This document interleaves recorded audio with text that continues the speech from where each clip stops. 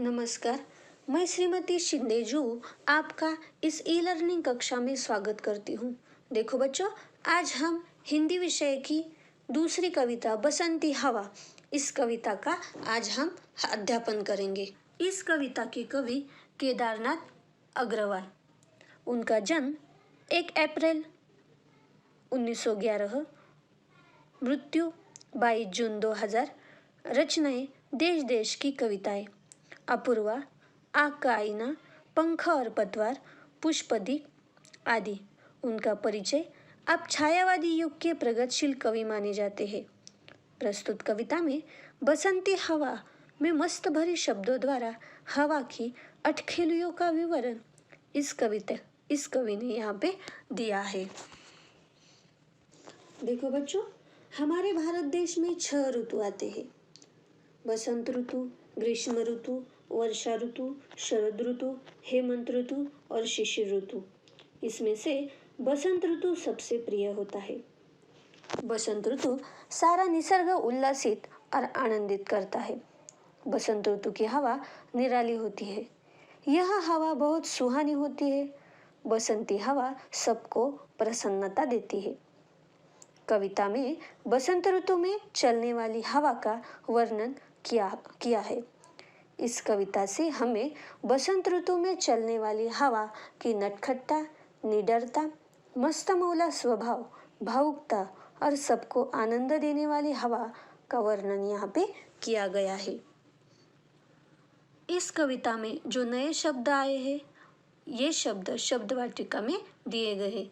देखो, बावली यानी सीधी सी, मस्तमौला यानी मनमौजी, फिकर यानी चिंता, महुआ यानी एक प्रकार का वृक्ष, झकोरा यानी झोंका, पहर यानी प्रहर, अलसी सरसों यानी तिलहन के प्रकार, कलसी यानी गगरी। इस शब्द से हमें कविता का अर्थ समझने में आसान होता है। देखो बच्चों, ये बसंती हवा है। इस कविता का प्रत्येक अंतरा मैं आपको गाकर सुनाती हूँ और इसके बाद उसका अर्थ मैं आपको बताती हूँ। हवा हूँ हवा मैं बसंती हवा हूँ, सुनो बात मेरी अनोखी हवा हूँ, बड़ी बावली हूँ बड़ी मस्त मौला, नहीं कुछ फिकर है बड़ी ही निडर हूँ, जिधर चाहती हूँ उधर घूमती हूँ, मुसाफिर अजब हूँ हवा मैं बसंती हवा हूँ। इस अंतरे का अर्थ है, बसंती हवा इस अंतरे में अपना परिचय देती है। बसंत ऋतु में चलने वाली हवा हूँ। साल में एक बार बसंत ऋतु में आती हूँ। आप मेरी बात ध्यान देकर सुनो। मैं सबसे निराली हवा हूँ। आगे कहती है, मैं सबसे सीधी सी हूँ। मैं अपने ही धुन में चलने वाली हवा हूँ। मुझे किसी की फिक्र नहीं है। मैं किससे डरती नहीं हूँ। मैं जिधर चाहती हूँ उधर मैं घूम सकती हूँ। मैं एक अद्भुत यात्री हूँ, यानी प्रवासी। यात्री यानी प्रवासी। इस अंतरे का अर्थ हमने देखा। देखो बच्चों, अब मैं आपको दूसरा अंतरा सुनाती हूँ। चढ़ी पेड़ महुआ थपाथप मचाया, गिरी धम्म से फिर चढ़ी आम ऊपर, उसे भी झकोरा किया कान में को, उतर कर भागी मैं हरे खेत पहुँची, वहाँ गेहूँ में लहर खूब मारी, हवा हूँ हवा मैं बसंती हवा हूँ। इस दूसरे अंतरे का अर्थ है, यहाँ पे बसंती हवा की नटखटता हमें दिखाई देती है।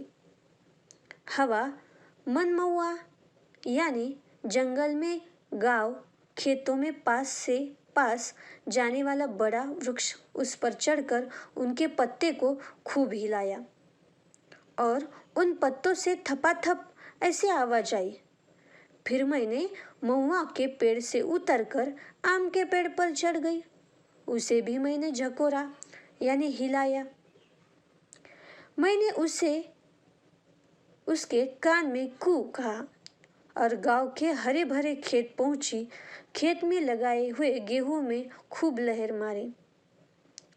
देखो बच्चों, यहाँ पे बसंती हवा ने क्या क्या किया, इसका वर्णन इस अंतरे में दिया गया है। तीसरा अंतरा है, पहर दो पहर क्या आने को पहर तक, इसी में रही मैं खड़ी देख अलसी, लिए शीश कलसी, मुझे खूब सूझी हिलाया झुलाया, गिरी पर न कलसी, इसी हार को पा हिलाई न सरसों, झुलाई न सरसों, हवा हूँ हवा मैं बसंती हवा हूँ। इस तीसरे अंतरे का अर्थ है, मैं हवा हूँ। यहाँ हवा की भावुकता हमें दिखाई देती है। हवा कहती है, मैं अनेक पहर तक अलसी के पेड़ पर थी। अलसी के पेड़ पर गोल गोल फल लगे हैं।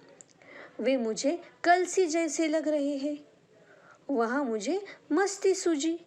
मैंने पेड़ को हिलाया झुलाया, लेकिन एक भी फल नहीं गिरा।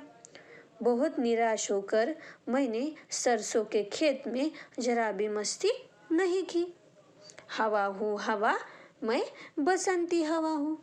मैं बसंत ऋतु में आपको उल्लासित करने वाली हवा हूँ। देखो बच्चों, मैंने आपको तीन अंतरे गाकर सुनाए, उसका अर्थ बताया, आपको समझ में आ गया होगा। देखो बच्चों, इसमें से आपको स्वाध्याय ये कविता पाठ करनी है और लय ताल से मुझे गाकर सुनानी है, और इसमें से जो लय युक्त शब्द है आपको अपनी कॉपी में लिखने हैं। धन्यवाद।